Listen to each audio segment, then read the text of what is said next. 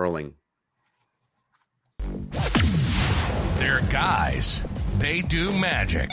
They are the Magic Guys. What's that one? Hello, friends, and welcome to the Magic Guys podcast, episode 179. I'm your host, Nick Kay, and joining me this week is the illustrious, entirely amazing, very happy to be here, Daddy of the pod, Doug Kahn. So excited Daddy. for tonight. Man, we've had so many good podcasts lately, and every one seems to excite me more than the last. They're guys. But we're going to be off the rails. Norbito's not here, so who knows how this is going to go. Correct, friends. So for those of you watching, if you're wondering where our good friend Mr. Norbito, unfortunately, he is a little under the weather and has been for the past 2 days. And I said, you know what? Give me the keys and I will drive this machine. And I'm going to do my very best to not drive this thing into the ocean and drown us all. So wish me luck. Thankfully, I have a wonderful... Man. Well, I have a wonderful instructor here, but I feel like very much like the child with his learner's plates on, and then daddy's like in the driver's seat or the passenger seat. Well, I'm got the wheel, and you're just like, yeah, I'm the kind of dad who gets the bike started and just shoves you down the road. You know, we just watch ride the roller coaster and see what happens. Yeah, nowadays we wrap up our kids in bubble wrap and then send them down that now, where it's like, yeah, don't you miss those days where like helmets weren't a thing and somehow I clearly recall bringing my 8-year-old brother home with a bloody chin because we were driving bikes down the hill and ramping them up into the, and we got to go get stitches because, and that was 4 blocks away. Mom's like, what are you going to do, boys? Go ride your bike. We're going to ramp. We're going to ramp. Okay, have For fun. real? I mean, yeah, that's what I did for fun. I would ramp, no headgear, no pads. See, it's remarkable because now kids, I'm surprised they make it through puberty nowadays. Like it's just different time. They become soft. The cool thing about the kids growing up nowadays is that we actually have a wonderful person coming on board who I've had the pleasure of knowing since he was 14 years old, since he was actually in high school. And through the years, he's come up through the ranks. He's become not only one of the most wonderful magicians I know, but one of the most people I know. And I'm dying to introduce you all. Please join me in welcoming one of my very, very good friends, Mr. LJ. So cool. Hey guys, how's it going? LJ. I kind of stopped what I was saying about how many great guests we have had and how exciting I've been to be part of these podcasts. But today, my excitement has even surpassed them. You know why? We've talked about it pre-show. But thrilled to be here, guys. Thanks a lot for having me. Yeah, it's great to be on the show. Sadly, obviously, Josh, I've given him too hard of a body slam and now he can't be on the show anymore. Sorry. He's all buff and no stuff. He's one of those guys. Can't take a bump, right? Gosh, I don't know. So, LJ, for those of you that don't know who you are and the amazing skill set you have, please tell us who you are. Tell us what you do. Okay. All right. Let's have a look at this. So I'm a former street performer. I'm a magician that now works every single weekend, thanks to the lovely Nick Kay up there and a whole bunch of other amazing projects that I'm working on, like my new shows that I've just debuted last week. I am a professional wrestler of 7 or so years in Melbourne here in Australia. And it's pretty cool. I feel like when I tell people what I do for work, they're kind of always like, it's not always just like, oh, hey, show me a trick. It's more so, what the hell is going on there? Where did your parents fail? That's the vibe. But as soon as they find out a little bit more about me, then it gets more intriguing and more intriguing. Oh, that's ridiculous, man. I think that if you were my kid, we would be entirely proud of you. And reason being is that most recently, friends, AJ did a run of shows at the Melbourne Magic Festival. You're thinking of AJ Styles. That's I'm the other J. I'm the LJ. Yes, the LJ. Now, thankfully, I'm trying to compliment you, Dick Brain, on you winning your award, which was the Magician's Choice Award at the Melbourne Magic Festival. There it is, friends. If you're wondering what kind of award that is, as he holds it to screen, it's for the listeners. What this is it's an award that was created by the amazing Nicholas J. Johnson. What we did was we basically did a whole season of shows, and then we just swept the stage, and everything in the dustpan went into that jar. Iconic stuff. I like iconic stuff. Like there is all bits of magic from everyone. There's pieces of all manner of magicians. I even think there's like bits of like Eric Jones in there for all I know, That's possibly so much even better anything. than some dumb piece of Cool. plastic. Exactly. There's nothing prosthetic about it where it's like I went to a shop, got it off a shelf. Like that is quite literally parts of the festival. There's always parts of the festival going into that jar. It's a very special award. So, and the way you're awarded that is ultimately all the magicians got together and said who gets it. And out of everyone there, all the magicians voted your show, Working Class Magician, the winner. Tell us about the show, LJ. Okay, so it's essentially imagine WorkSafe. For Doug, you probably don't know WorkSafe. It's a Australian concept. This is when you become a magician and they put you on food stamps because you can't afford to feed your family. Not quite. That's an but American it ends up that program. way. It ends up that way. It's pretty much It's not funny. Okay, I'm the sorry. corporate sort of group that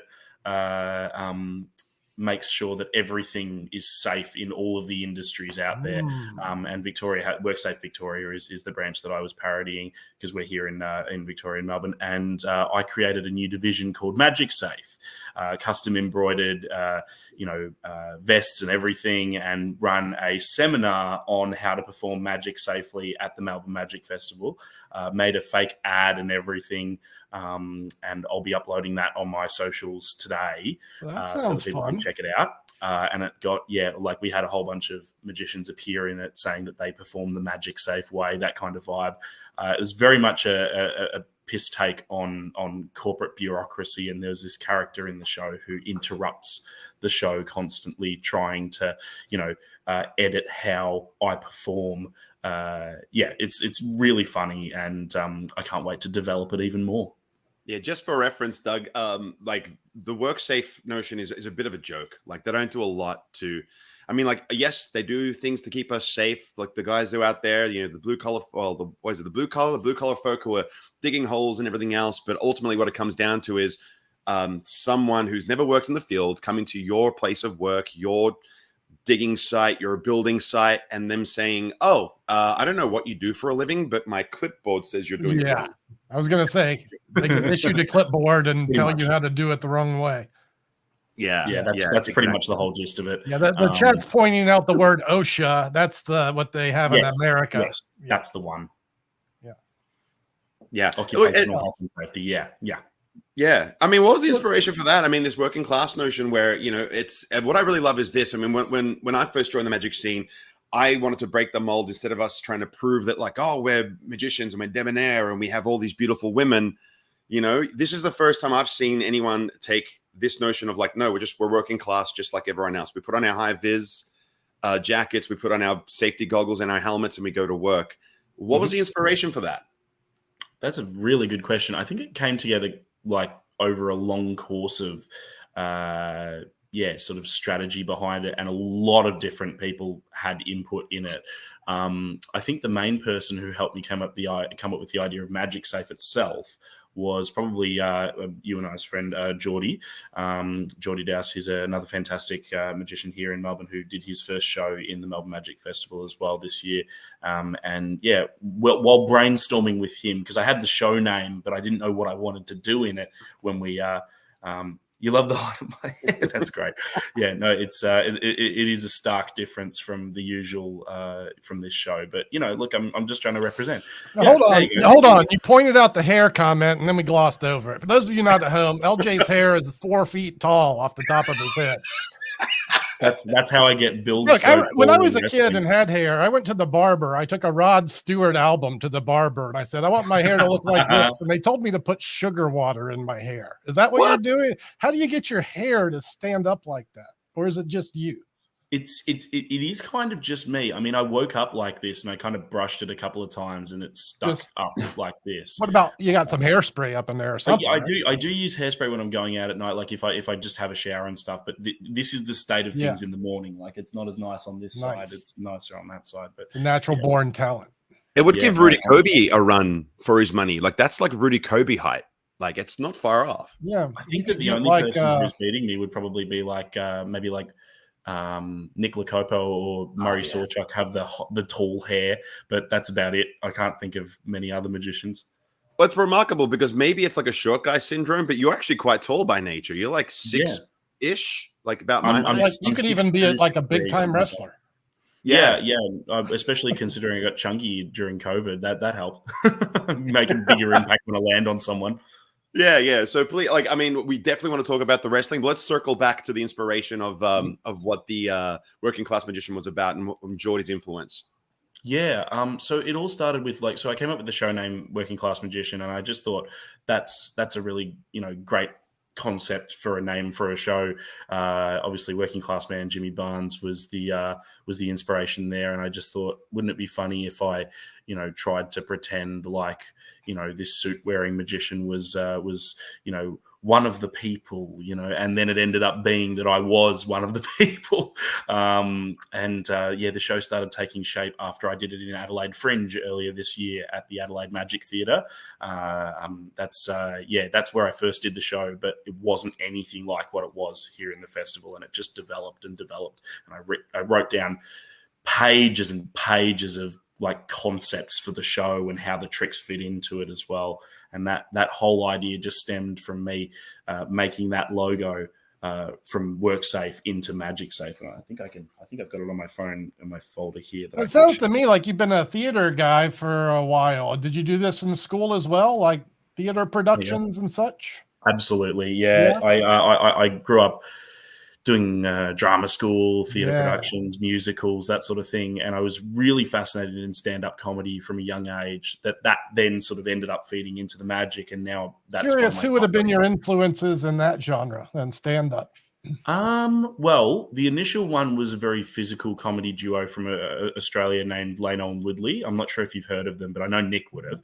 So Lano and Woodley in Australia, they're very, very well known, but they're not so much sort of like an international headline act. They're very physical with their comedy. They did a TV series, they did stand-up shows, and it was all a little bit before my time. They broke up in 2006.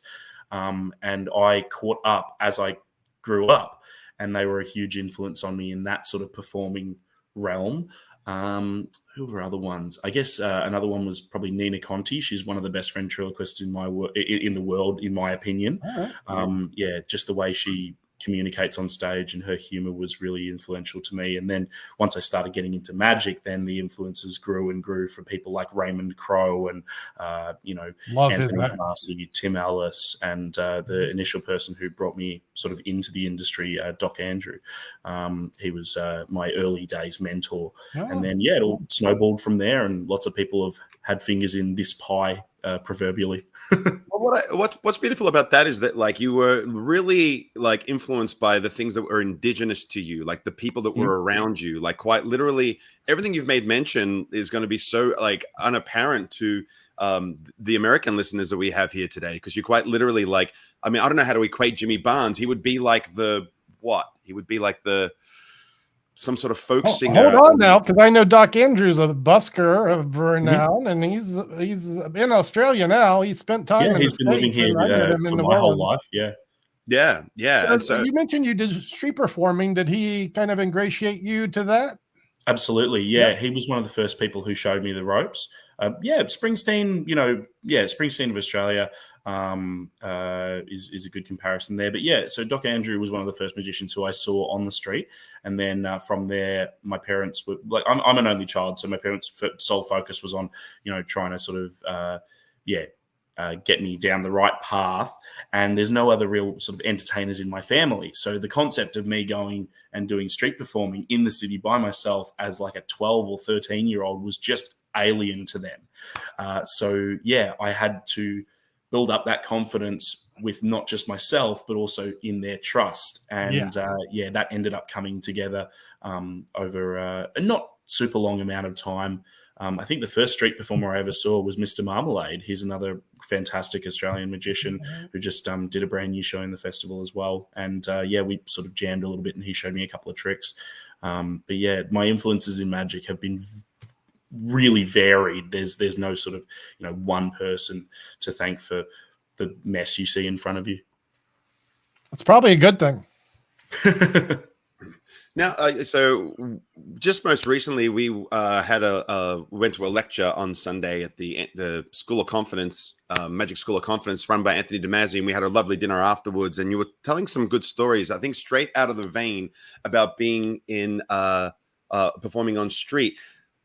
Would you like to jump into a gig story and tell us that really hilarious story about like that speaker box that just like the boomerang speaker box? Yeah, it brings up a lot of trauma for me, but I see what you're doing here. So yeah, I'll do it. I'll do it. I'll do it for the show. You know, you're paying me handsomely, so I'll do it. Okay. Let's do a gig story.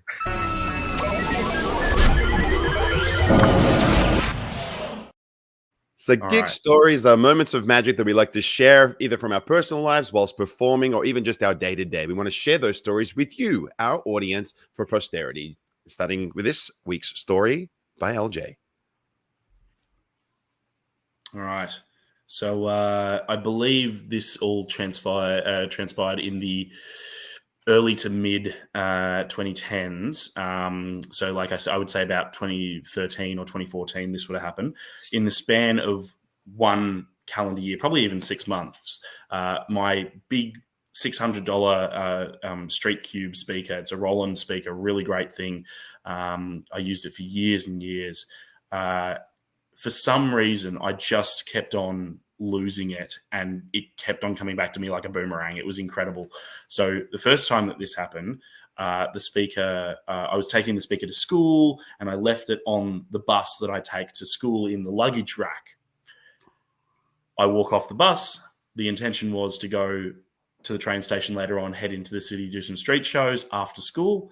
And I realized about halfway through the day, hey, I think when I came to school, I was holding this big heavy thing in my other hand and I realized my speaker was gone.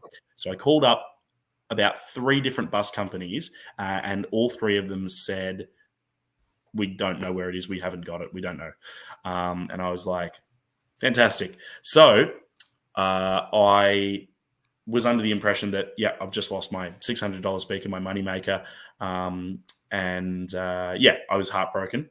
About 2 or 3 days later, I'm in class and someone walks into class holding my speaker in their hands and just says, hey, because everyone in school knew I was a magician for better or worse.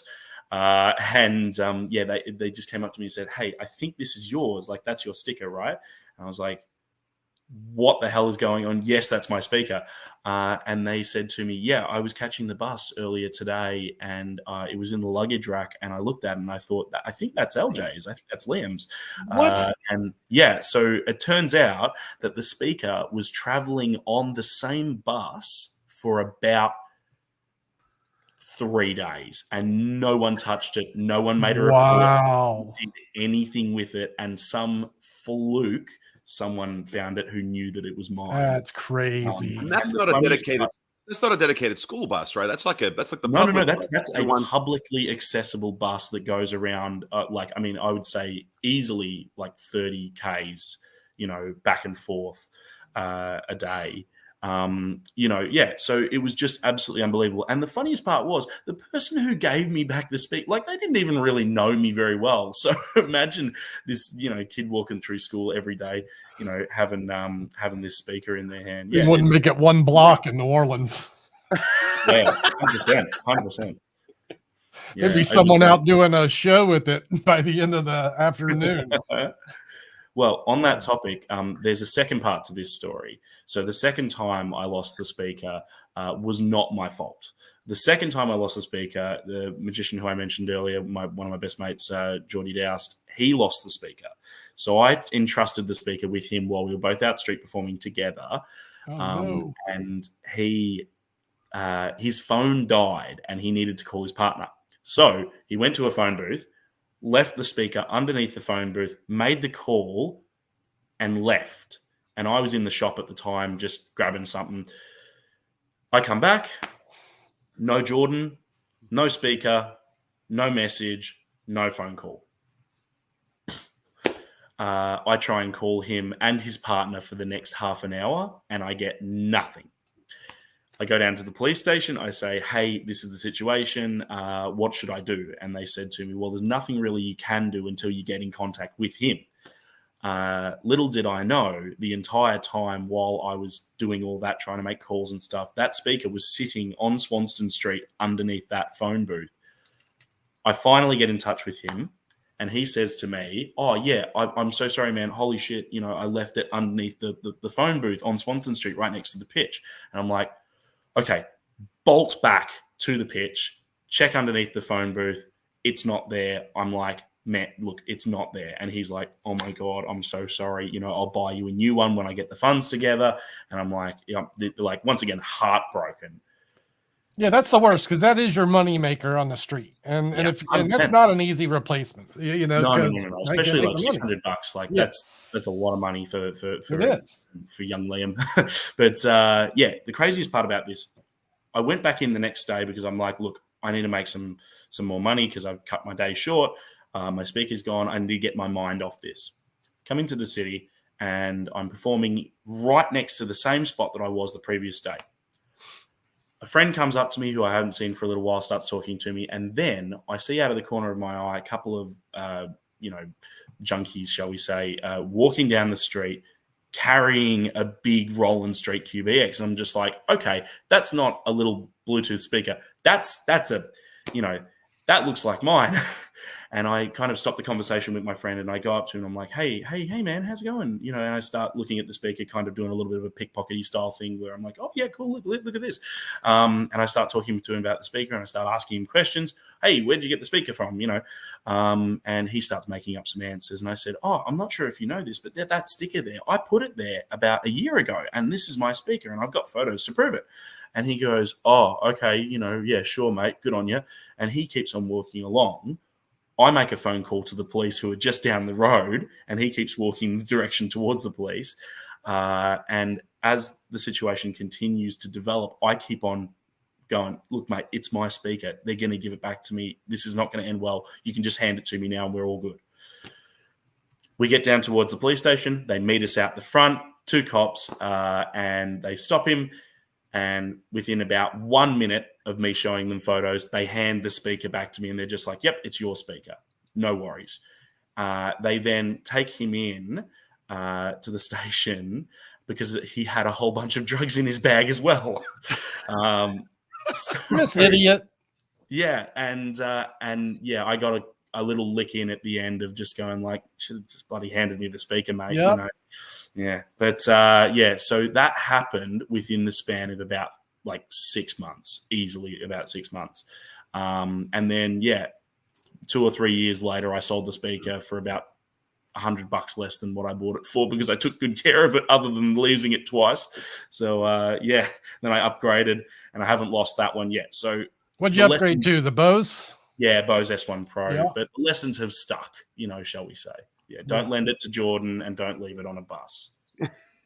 Well, they say if life's not a lesson, it's a test. And that certainly sounded like both entities were being checked there. What rig do you use in your shows there, Doug? I have a Samson Expedition. It's like 100-watt amp. It's pretty good. It fits in a backpack. Bulky? Is it what?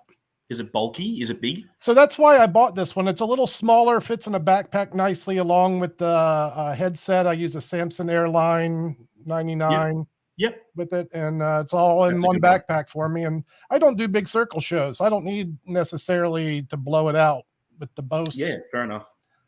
So that's what I use. Happy with it. One. Yeah. I mean, a lot of people don't appreciate how important that is when you're trying to do shows over the sound of the street sweepers, the trucks, the people walking by. When I was doing street shows, when you're next to the Foot Locker as well, like they play music so loudly, in that. Yeah. Like that was nuts. I remember we tried to build a relationship with them so that whenever we were out there in front of those stores that blasted music and had the big open doors, like it's not a a double door that opens and closes. It's not a, swing or anything like that. It's just an open store blasting music, so you've got to try and build up relationships with not only the stores, but Doug, you'd obviously have a few relationships with some of the local life. Yeah, it's hit and miss. Like some businesses love you and some hate you. So hopefully the ones that love you are in the good spots. 100%. It's no fun to go to work and have conflict. That's it. That's it. Yeah, awesome. I have an interesting gig story, if I may. It's just Do tell. it was such a weird thing. Now we spoke about this interaction, LJ, over dinner, but I think I want to share this with Doug because I don't know how to process what happened. But so let me tell you what happened. So I was performing at my residencies, and I was performing for this particular corporate group that were in our venue. They were in superannuation, like in your 401k retirement fund stuff, you know? And basically very large group, about 100 people, and they're going between all these people circulating. And so I'm meeting different people every time I come through the group each time as they're engaging in all the activities the venue has to offer. Now I'm performing away and certain managers and so forth, like, oh, please show some stuff to this stuff, to this stuff. I said, no worries, I'm doing my thing. And then this woman comes over and she is just awful. Like the type of person who puts out that energy that they would be unhappy in heaven. And I don't get upset about it because my mentality is that those who hate need love the most. So I'm just being polite and kind and everything. And she's just like, I'm a cynic and I won't get into the details of how awful she was or what she did, but just understand she was awful in every conceivable way, to the point of grabbing cards, bending them, tearing them, throwing them to the floor, like just an awful human.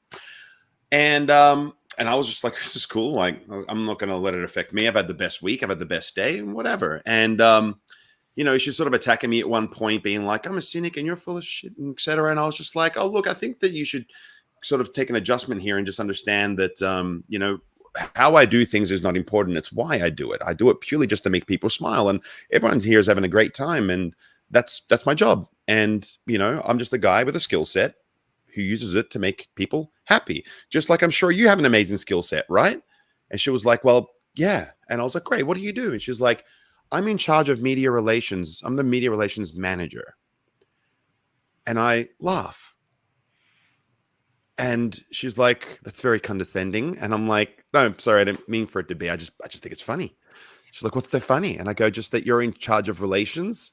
And, you know, I run an agency with 50 contractors, and not all of them have their superannuation set up, and I have to tell them you got to set it up here and here and here. And you know, I could have been you know, had another business, or my superannuation could be in your company. Then I can meet someone like yourself, and I can go to your CEO and say, like, you know what, I'm taking all the super for myself and all my money out of your business to put it elsewhere. And if you want to know why, go talk to your manager.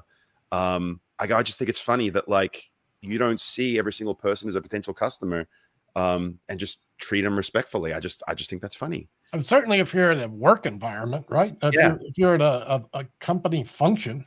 You're representing your company, you're representing yourself, you know, like, yeah, if you're coming across like that, it's pretty bad. Yeah. And I just watched this woman shrink till about an inch tall. And she was just like, oh my God. And she just shrunk inside herself and was like, oh, I've given myself the ick. Oh, and I was like, and then she's like getting teary. She's like, oh my God, I was just so awful. And she was drunk, you know what I mean? And just like, oh, I'm just like, oh my God, I give myself the ick. And then she was trying to tell people, like, I was so bad to him. I was such a bitch to him. And I was just like, no, this is between you and me. Let it go. Like, because I was thinking to myself, like, shit, I don't want her to like have a breakdown. And then management goes, why are you crying? The magician. Yeah, and the magician is mad. I'm like, I don't want to lose my job. Patrick's first shift. Oh, yeah, and man. I'm like, I'm not here to make people cry. I'm not here to do that. But I just rattled this woman, and she was like, I'm just looking at my stuff. I'm reflecting, and I'm blah. And she's like, I've just had the worst week. I'm sure you had a bad week too. And I'm like, I've had the best week. You know, I've had the best week ever. Like, it's been amazing. A massive wake up, you know.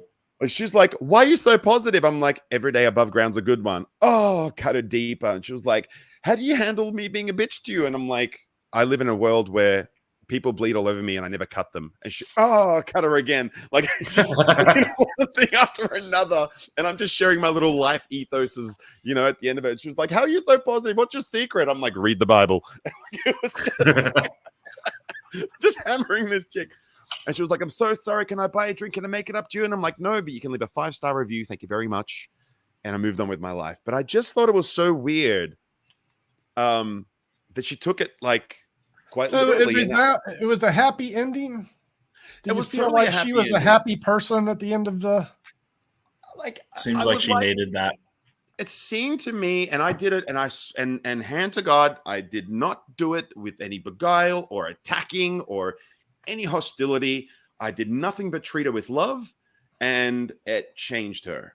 And I just think that was like the most interesting interaction I've ever had with an awful person. Yeah, like because that can go one or two ways. There's only two outcomes. You know, it's either the answer is violence from their part, or what you just had happen, which is like the 0.01% chance.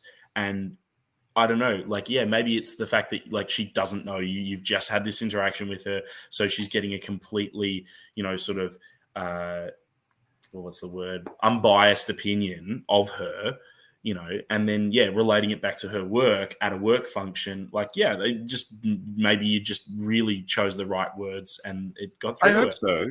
I hope so, because a part of me just feels like I didn't go out with the intention of changing people. I don't go out there to correct behavior and fix people while I perform. It's worth noting, though, sometimes our job is not necessarily performing at people, but conversing with them, maybe.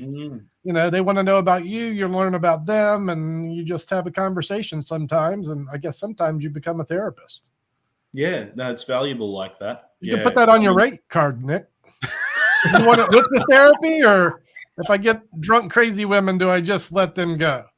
That's really funny, because I approach groups and go, okay, what do you guys want to do? Cards, coins, borrowed objects, or my award-winning stuff, or therapy? Do you say that? That's what. Oh, right. That's the new opener. Yeah, that's my new opener. It's like, you want to do cards, coins, my award-winning stuff, or do you guys want therapy? What do you want to do? Right. Like, yeah. But I guess I'm just putting it out there because, like, a part of me feels like I almost did something wrong. And I think it's just because I didn't mean to have such a profound effect on her. And I feel, I don't know what it is about it, but I feel bad. And I don't know why. You've been in the trenches too long. When these situations come up, you'd rather play ball than to just let it go. The younger Magi would probably just be like, okay, sorry to bother you. And it's like, oh, really?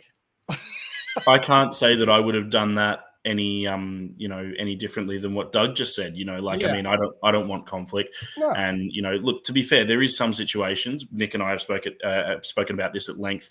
Because we're working every weekend in similar venues. For similar crowds. Sometimes you do have to educate someone. Just a little bit. Like, you've got to be very careful. But I think that there's been a few situations that Nick and I have spoken about where somebody has come across like a dick, and then you've got to go, hey, that behavior is not okay. Because I think, one thing that Nick said a long time ago, I think it was something to the extent of, like, people don't look at magicians as, professional performers. Sometimes they just, don't know how to interpret us, and then we get sort of bunched in with all of the other, all the other service industry. If someone doesn't treat them with respect, they won't treat us with respect. And, you should do that for everyone. But it's fascinating. Like, I've heard that story twice now, and it's still really, really, perplexing how she's come to such a realization after that conversation. Yeah, well, I certainly don't go out with the intention of, like, correcting behavior when I'm existing. It's not my intent. It's just, I just be polite and tell people that, like, I'm just here to make you smile. And, if you don't want to see magic, that's okay. I'll go. Like, yeah. As a professional, you have to be ready for that, because a lot of your audience is going to have a preconceived notion that you're stupid and magic's dumb. And if they're drinking, it's even going to be worse, because now they have no filter to tell you about their feelings. Yeah. So for sure, if you're going to work professionally, be ready for this, right? It's part of your job. 100%. Well, here's a great idea from Alex Lamb, and it's that you use a peak wallet to get a name, and then you can say, so tell me how this person hurt you. That's a great idea, Alex. I like Scott Links out. Just start crying. Alex is popping out some good ones. You don't like magic? Because my mom hated it too.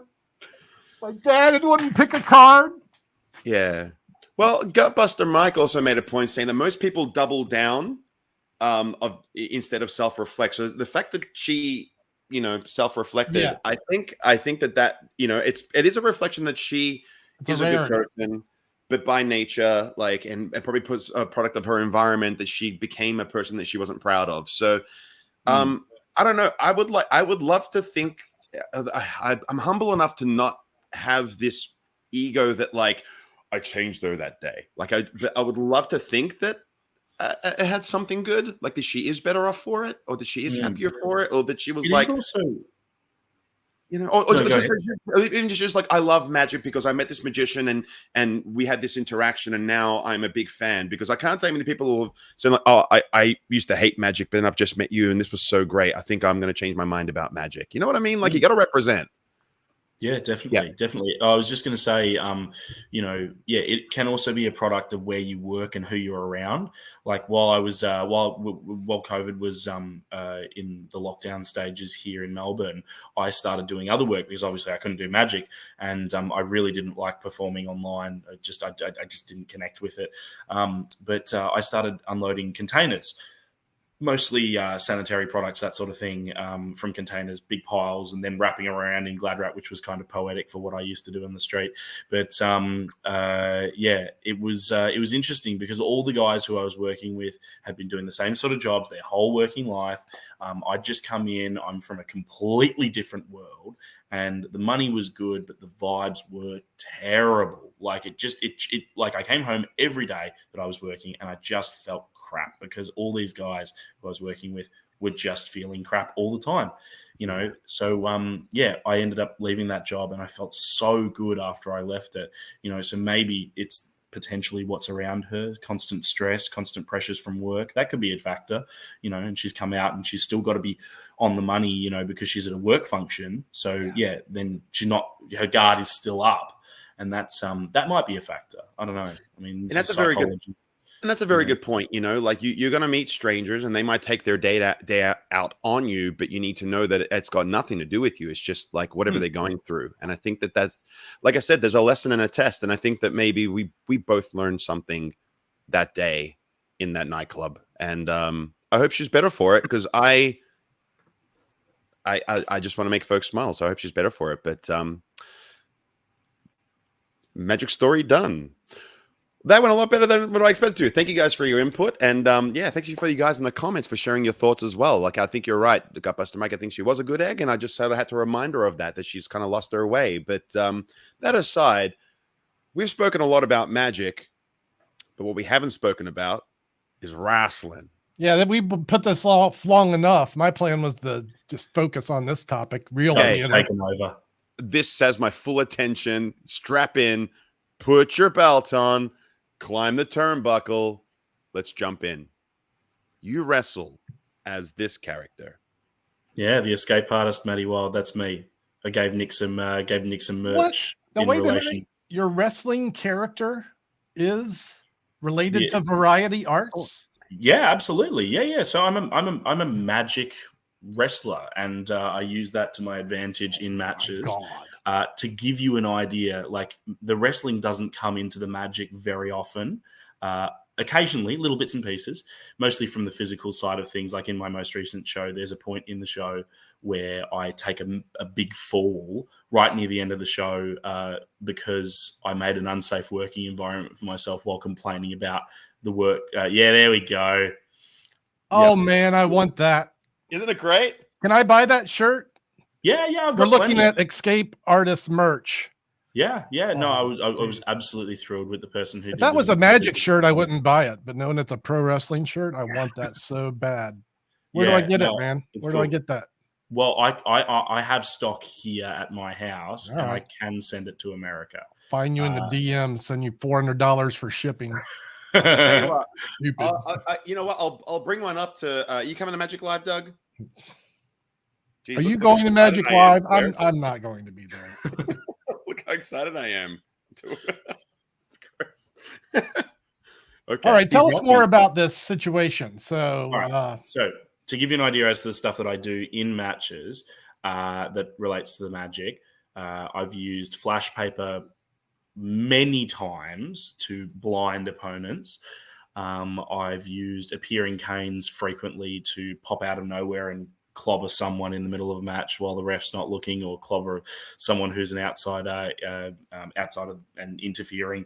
I'm predominantly one of the good guys, but I have tendencies to sort of lean into cheating a little bit, but in an Eddie Guerrero style way, a little bit more like that, as opposed to heelish kind of ways. But yeah, I've also in a very violent match that I had, I told someone that it would be a cool idea before the match if I like spray them with cards in the face and then kick their face off, and then after that, then at the end of the match, once they've beaten me, they pick up a card and staple gun it to my head. That was an incredible visual, and it was very funny. When I came up with that idea, I mentioned it to the booker, the guy who runs the show, and he was like, yeah, no, I don't like it. And then the person who I was wrestling, he's a long-time veteran of the industry, even back then, and we're talking like 6 or so years ago. He goes, hey, Liam had this idea to do this thing, and the booker was like, oh, yeah, great idea, let's do it. How do you not like that? I know. It was really funny, though, because it's just like, oh, yeah, no, we're not going to do that. And then when I told it to the guy who I was wrestling, oh, yeah, they said no. Then they're like, no. I got this. I'm going to go and I'm going to have a chat with them, and we're going to do that spot because I want to staple gun you in the head. And I'm like, hey, yeah, I'm getting a staple to the head. But, so there's also been times where I've like pulled cards out of nowhere and, paper cutted people and stuff like that. Yeah, all that kind of I feel before we continue to talk about this that I need to talk about wrestling just a little bit, and me more than you, because I'm an older guy who's been around the block, right? You start talking about how wrestling should be respected, people are going to think you're a nincompoop. But I know a few things, and maybe I'm an old nincompoop, but the art of wrestling, and I call it an art, it started as a circus art, actually, if I'm not mistaken, and it could be gladiator arts going back that old. It could be that very old, like, as old as magic is. But this is a theatrical art form, and if you think about what it is, it's men or women in this day and age, wonderfully using dramatics, and they're wearing their fancy costumes. Sometimes they have assistants and all that. But more importantly, they're using secret techniques in a live theater, asking their audience to suspend their disbelief. And they're doing this without the traditional fourth wall that exists in standard theater. And this is not something that is maybe exists outside of magic, and maybe street performance. I think like some juggling shows and things like that, street performers have the same vibe. So I'm going to ask everyone to have a little respect for our discussion of professional wrestling and the similarities it has with our art form magic. And let's continue. There is something a to add. staggering amount of similarities. Is there something you have to add to what I said there, as far as similarities go? Yeah, I would say that you're spot on with the concept that magic and wrestling have the element of suspending the disbelief with a crowd who we are engaging with. There's no fourth wall that we're really breaking. There's an amazing amount of production values that go into a wrestling show: the lights, the music, the staging, the costuming, and this is another similarity, I think, to lots of performing arts, but certainly magic. Absolutely. And the closely guarded sort of secretive nature of the industries, that's the key right there. Once you get in, then you can find out a lot about it. But also just as much as, we see people exposing how to do tricks online is the same for exposing how to, wrestle a match. And guess what? Behind stage, it's the same thing. And wrestling is more popular than ever. People know it's a skit. They know it's fake. Yeah, and they say, okay, we can still enjoy this, knowing these things are it's theater. At its base level, it's theater, and if you're able to connect with an audience on an emotional level and make them feel something, well, it's going to be good theater. Yeah, Absolutely. if you look at the common factors, I mean, there's probably like an abundance of practice and rehearsal and commitment that goes into the performance parts. I mean, they've put in their bodies on the line as much as Oh, the skill sets of a wrestler? Oh, man. Are you kidding me? At least certainly comparable to any sleight of hand artist. Would you agree, LJ?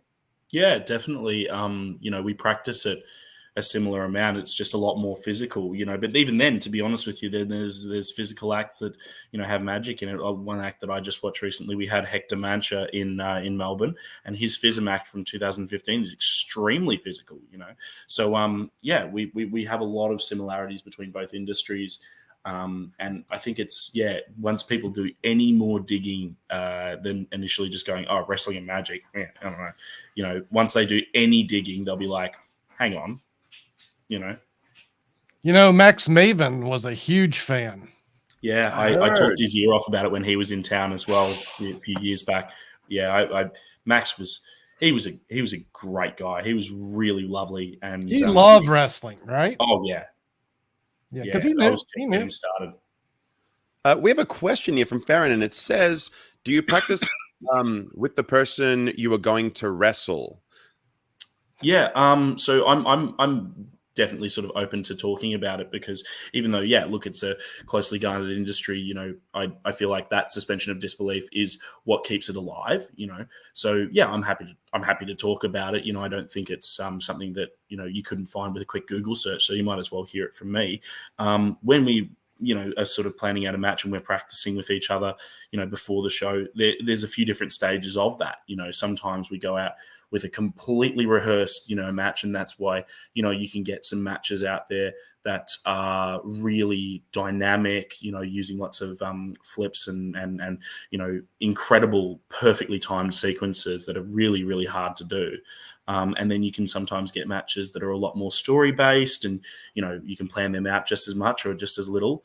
But yeah, the most common way that I think is sort of like a middle ground between not planning anything, which is possible to do that, which we train for, and then planning everything. So I kind of sort of leave a little bit of middle ground. Like the most recent match that I had this past weekend, we planned the start of the match, we planned a couple of spots in the middle of the match, and then we planned the finish. But all of that extra flavor was up to us in the match. So we're communicating with each other secretly through. How often will you change what's going on with the audience reaction to the moment? Is that something that comes into play if you feel like the heat needs to be more on the heel, or? Yeah, definitely. I guess the heel usually leads the match. The bad guy. The heel is the bad guy. Yeah. That's wrestler speak for the bad guy. So the bad guy usually leads the match because they're sort of more in control of it. And if you don't have a bad guy, in that match, if it's more of a sort of good guy versus good guy sort of situation like it was this past weekend, it's more of a whoever's more experienced, but also we can talk to each other throughout the match and do you communicate a lot during the match? Is that going on? It depends on how much you plan it. If you plan it a lot, then not so much. Yeah. If you plan it, just a little bit, then lots of communication, and you just find moments to do that. You find little breaks in the momentum where you can communicate with each other, but because you're also separated by the guardrail and all the crowd is making noise and stuff like that, it's quite easy to be able to get messages from one to the other. And sometimes we even use the ref as well to do that. Okay. There's certain TV shows that are leaning into this notion of wrestling, like Glow, which is the Glamorous Ladies of Wrestling. Show. Great show. Based on a true story. Yeah. Do you think that the depiction shown in those shows is pretty accurate? There's also another one that's had Stephen Amell in it from the Arrow series called Heels. And that one is also set in a similar sort of time. Here's the best one. Watch The Wrestler with Mickey Rourke. I've got it down here in my DVDs. So of course you do. Yeah, it's a great film. Also, the one that came out fairly recently was Zac Efron about the the Von Erich movie. The Von Erich Iron family. Claw. Yeah. That was good. That was a great film. Yeah, that was very, very similar sort of vein. And if you watch even true stories about wrestling through podcasts and videos like this, or people talking top 10 lists, that sort of stuff, you'll learn a lot about the industry very quickly. And it is for a long time, it was a very dark industry, and in some cases still is. But I think that the presentation in media is sometimes very accurate and sometimes very inaccurate. Like Young Rock, for example, there's a lot of inaccuracies in there because they've tried to make it more palatable for a non-wrestling audience. Young but- Rock being the show about The Rock as a young Yeah, man Dwayne. growing up. Yes. Yeah, Rock the Dwayne Johnson, as Rock. Ollie Davis calls him.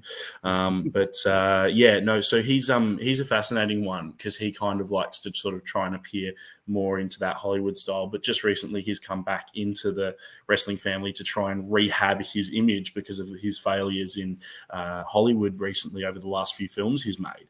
So he's come back. That was an interesting revival of his character too. How they had to pivot that situation, from what it was supposed to be into something else. And it's riveting. Yeah. Well, can I just ask? Sorry, just for the sake of naivety, because I haven't really delved into the wrestling world since maybe like the year 2000, and maybe because there wasn't access to it. You know what I mean? It was always on cable TV, which you have to pay for and so forth. I didn't really have access to that growing up. There's people like Sting that were very, very prominent during my time. Stone Cold, very prominent. What's the kind of lifespan for a wrestler? Is it the type of thing that you will time out on? Because yeah, definitely. Yeah, as a magician, I feel like you can keep performing for a long time. Tell that to Ric Flair.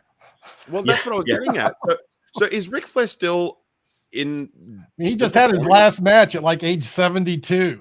No kidding. No, he's older than that, Doug. He's older than that. He's and that match was, he had like a heart attack in the match or something. Like he was about to die. Yeah, right. Oh, and it was because he neglected his medicine and he didn't hydrate at all before the match.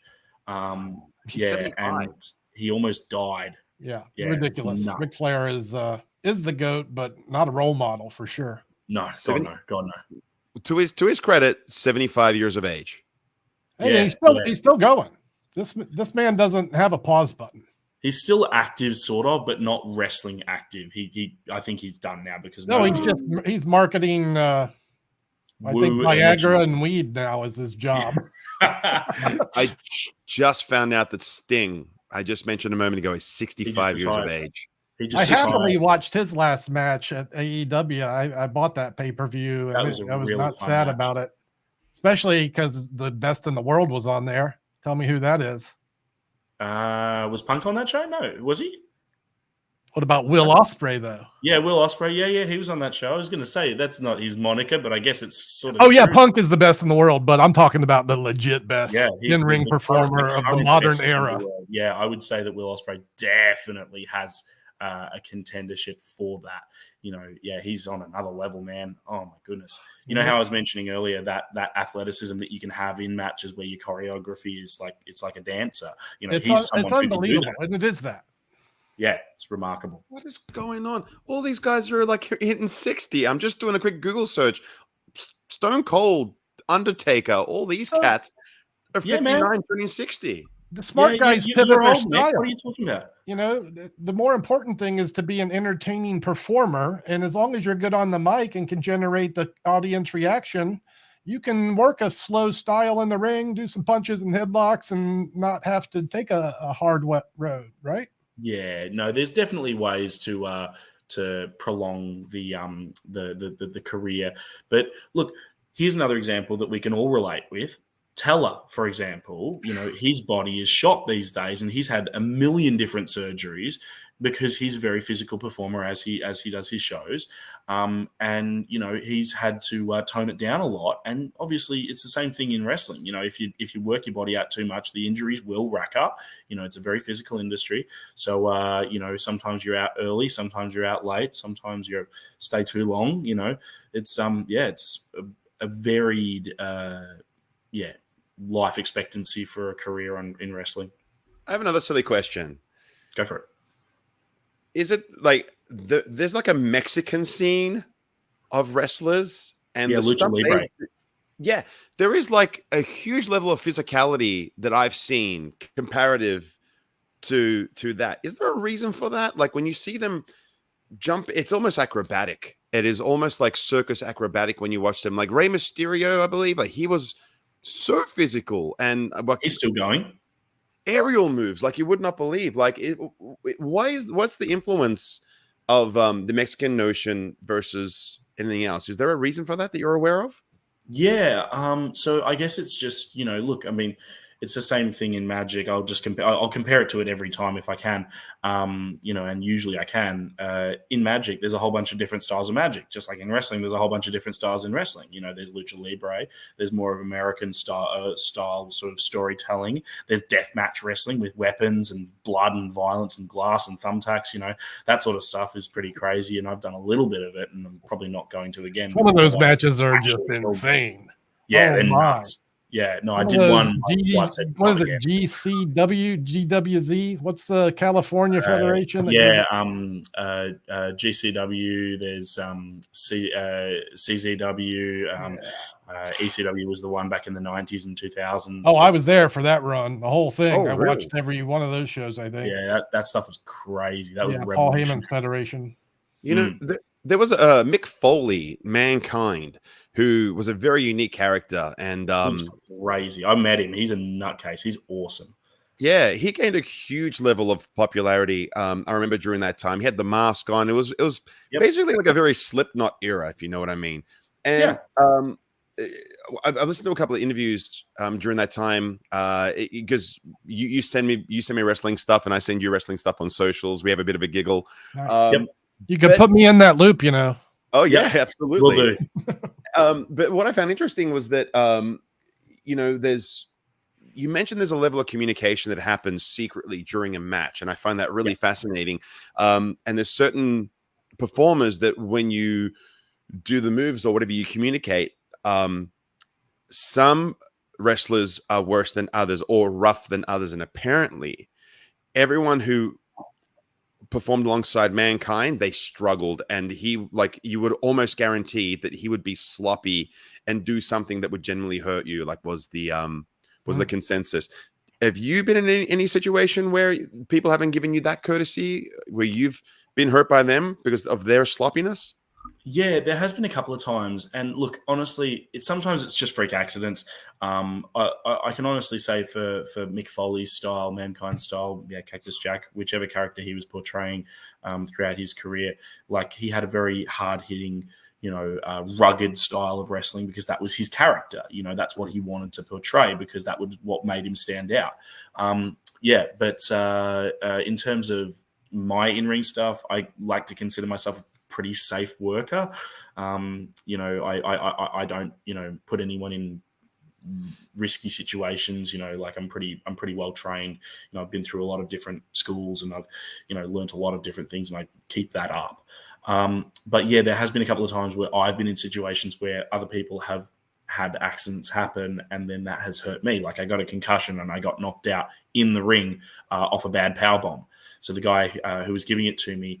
So in the rings, there's a couple of different ways that the rings will be put together. There's one with metal beams that flex, and then hardwood, bit of padding, canvas. Right. Oh. The other type of ring, which is a lot less common now, but used to be very common, is a spring-based ring. So there's one predominant spring in the middle of the ring, wood, padding. Yeah. So seems like that would be the prominent one. Why did that go the wayside? Not anymore. Yeah, not anymore because the springs are a bit temperamental, and also the issue with the spring-based rings. I'm gonna tell you what happened to me. I took a sit-out power bomb.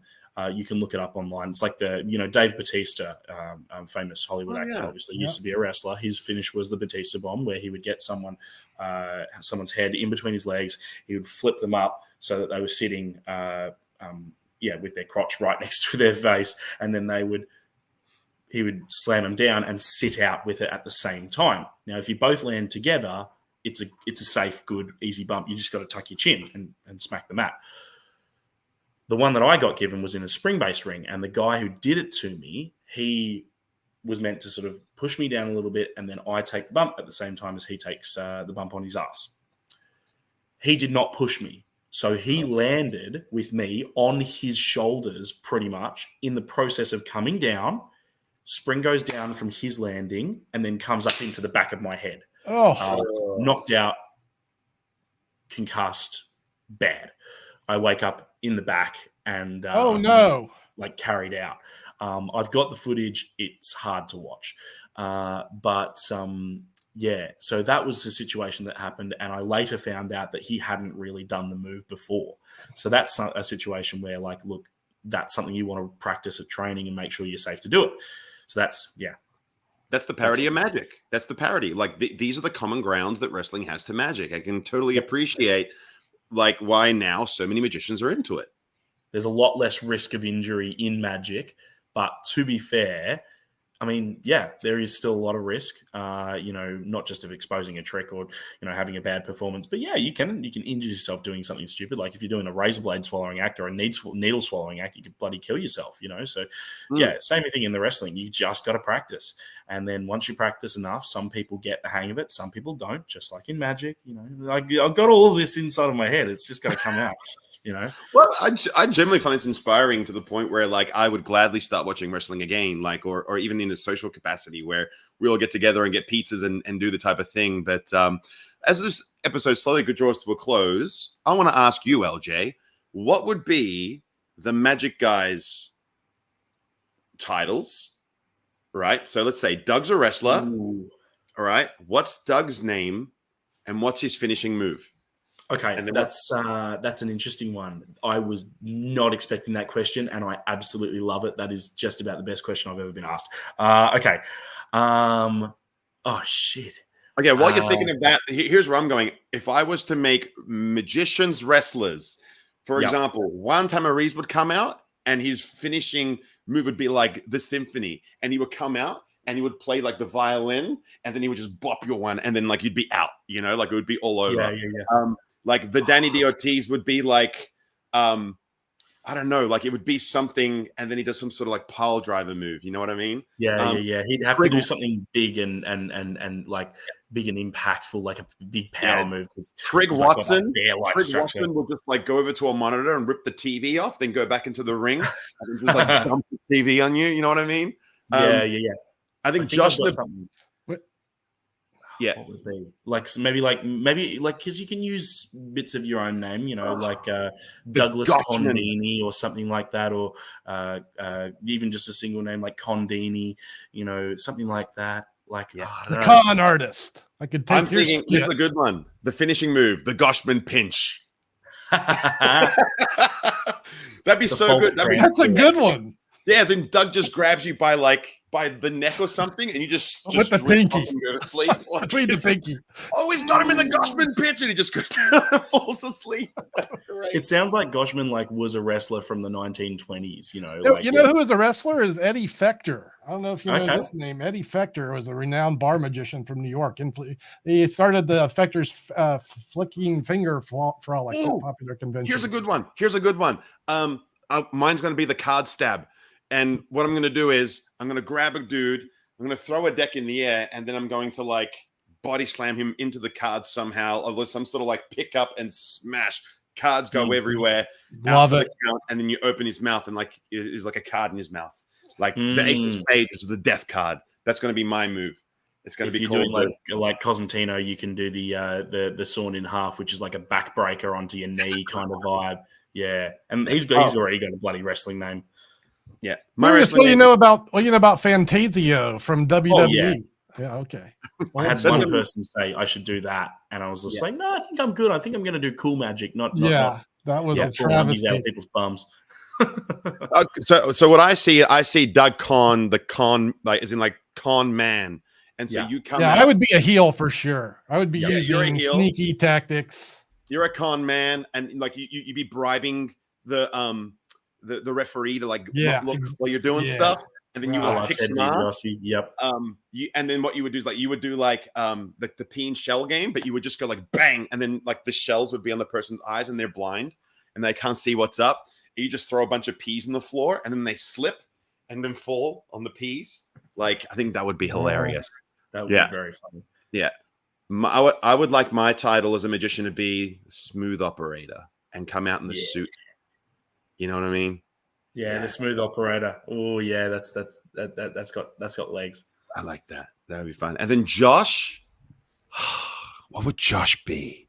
Josh has just got to be a big man, right? Like you got to use that size. Yeah, you got to use that. What would he be? I don't know. That's a hard one.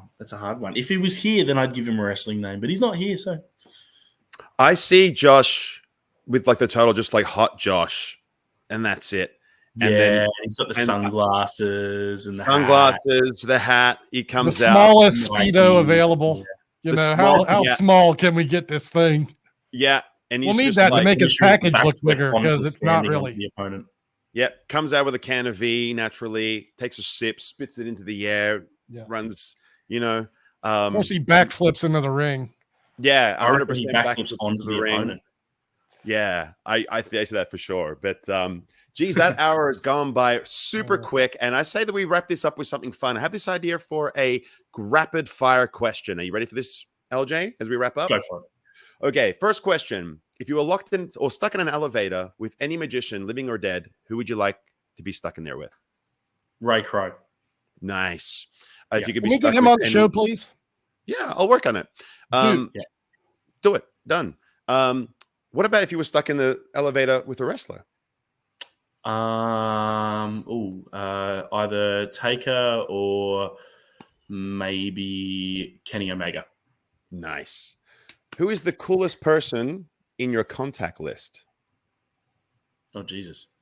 I feel like it has to be probably like Tim Ellis because he's just got so much stuff.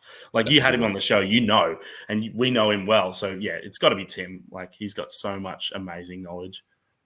All right. If you could describe yourself in one word, what would it be? Unique. Nice.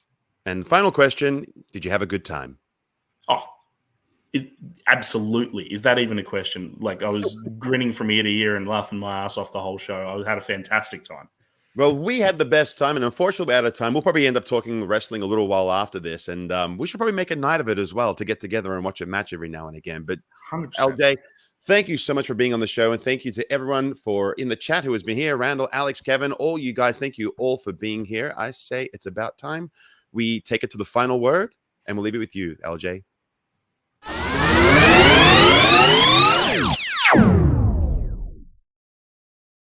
Thank you very much to the Magic guys for having me on the show. Absolutely had a blast. And if you're interested in seeing more of my work and upcoming shows in Australia or elsewhere around the world, just look up LJ Magician and you'll be able to find me on all your favorite social platforms. I've got some shows coming up in October for the Melbourne Fringe Festival, which is the same one that won the award in the festival we just had in Melbourne, the Magic Festival. And I had an absolute blast today. Thanks a lot for having me. Thanks for listening. It's time for us to disappear now. But we'll see you again on the next episode of The Magic Guys.